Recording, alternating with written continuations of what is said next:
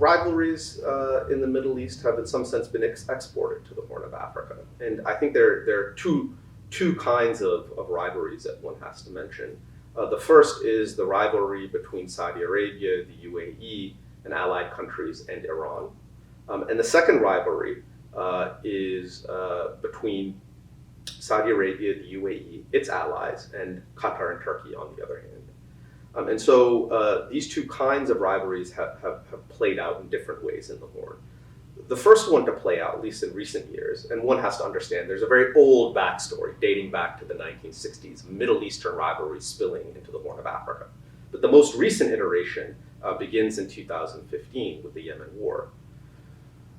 Fearful of expanding Iranian influence in Yemen and across the Red Sea in the Gulf of Aden more generally, and indeed into the Horn of Africa, the Emiratis and Saudis went on an extended mission to expunge Iranian influence from these zones. The Yemen war, Yemen intervention was part of that, but you also saw diplomatic efforts to wean away countries in the Horn of Africa from Iran. This was actually quite a successful effort, in part because Iran didn't have particularly deep linkages to countries in the Horn of Africa. Sudan is probably the only case where Iran had some pretty robust influence or engagement. The second rivalry between Saudi Arabia, the UAE, Egypt to some extent, Bahrain, and Qatar and Turkey has had a less determinate outcome in the Horn of Africa in terms of how it's played out. The Saudis and Emiratis have tried very hard to reduce the influence of Qatar and Turkey in the Horn of Africa. But I think the outcome isn't as clear-cut, in part because both Qatar and Turkey have a very long history and have much more extended linkages to countries and actors in the Horn of Africa than do the Iranians.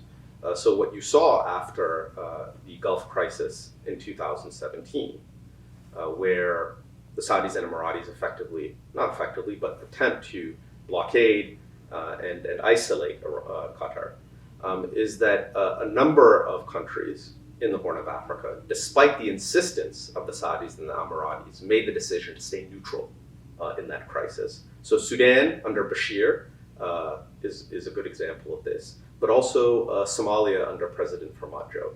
There were other countries in the Horn that did not choose to stay neutral: Eritrea, Djibouti to a certain extent, Somaliland, the de facto self-declared Republic of Somaliland. Ethiopia also decided to stay neutral, on the other hand. So it was a bit of a mixed bag in terms of the Saudi-Emirati gambit with respect to Qatar and Turkey.